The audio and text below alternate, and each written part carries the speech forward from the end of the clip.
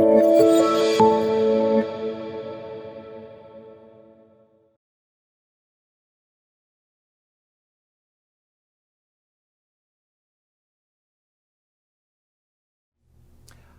I'm Brian Icenhower, and welcome to our module on prospecting for sale by owner listings, or FSBO listings, as we like to call them in real estate. And I really like prospecting for FSBOs and FSBO sellers for quite a few reasons. Number one, when prospecting for FSBOs or FSBO sellers, we know this is someone who, to some degree, actually wants to sell their home, even though they are trying to sell their home themselves. And thereby avoid paying as much of a real estate commission. FSBO sellers are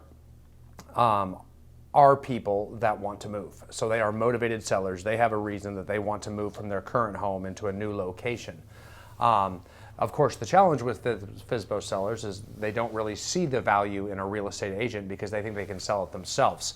And that turns off a lot of real estate agents, actually. Because no one likes to feel like they are undervalued. And when you're contacting and you come in contact through the course of business with different FSBO sellers, oftentimes FSBO sellers will come off very standoffish and almost demeaning to real estate agents, because just by the fact that they are trying to sell their home themselves for sale by owner, they feel like it is their need to somehow devalue the service and the abilities of real estate agents. So that will turn off a lot of real estate agents. It'll make them not want to deal with them or get frustrated with them. So we have to grow thick skin to that. That's for darn sure. But I do like them because they want to sell. So these are by no means cold calls. In fact, FSBOs are often very inclined to talk to real estate agents because they are looking for activity. If that home is not sold, then there's a reason for it, and so they are eager to get agents or any activity they have or any interest on their home. They're very eager to jump on that. They just don't quite know how to jump on it, and they start to learn that over time as their home is listed for sale. So, in fact, the numbers are pretty staggering.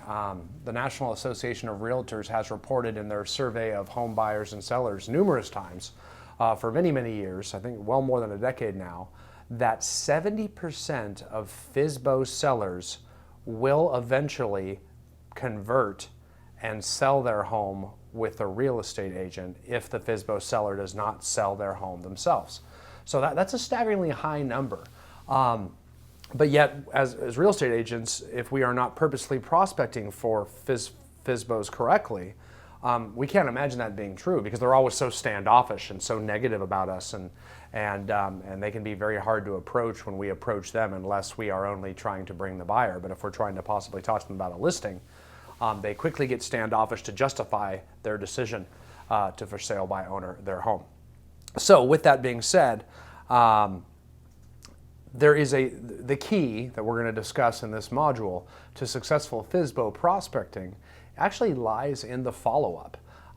Is how often after we get rejected with an attempt to meet with them for a listing appointment, the key is to stay in touch with them, build rapport over time, and follow up with them over time until ultimately, when they do become one of the 70% that chooses to list their property for sale with an agent, we're first of mind and we've already built some relationship with them.